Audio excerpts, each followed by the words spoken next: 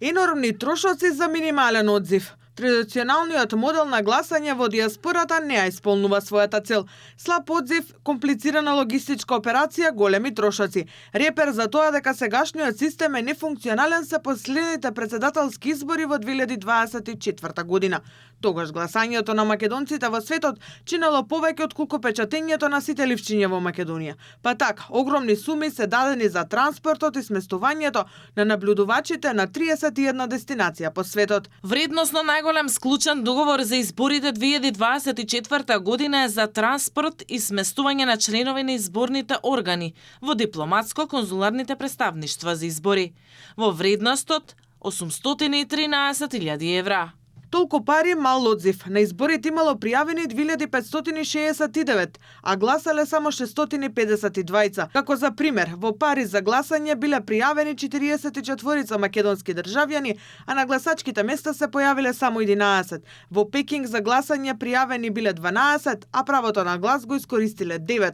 Во Вашингтон 14 од пријавени 34, а во германската престолнина гласале 118 од вкупно 260 кои се пријавиле. Ваквиот слаб одзив се должи на големата оддалеченост од дипломатско-конзуларните представништва, посебно во големите земји, како САД, Канада и Австралија, каде има голем број на иселеници. Некои од нив требало да патуваат најмалку 400 километри. Се гласало во работен ден во повеќето држави и ред други причини. Кога би се вовело електронско гласање, кое уште пред 4 години го побарале македонските иселеници, нудејќи се тие да го покријат трошокот за воспоставување таков систем, сите овие проблеми би биле надминати. Знаејќи колку државата инвестирала во минатото за да испраќа своји службеници во диаспората, односно каде што имаме заедници на иселениците, сепак мислиме дека ова ќе биде само, да кажам, некој символичен трошок кој што едноставно ќе ги заштеди во сите години кои што доаѓаат или инвестираните пари кои што се случувале во минатото. Јорданов од Обединетата македонска диаспора вели дека со можноста граѓаните да гласаат од местото каде што живеат, а без дополнителни патувања и административни пречки, несомнено ќе се придонесе за поголема излезност на диаспората.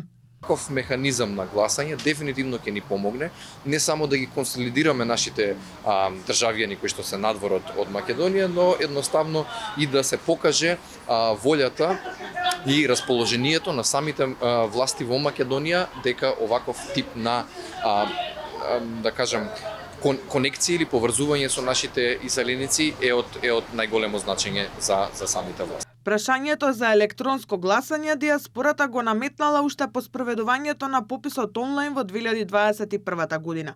Кога македонските граѓани широм светот се попишаа електронски, зошто не би можело и да гласаат електронски?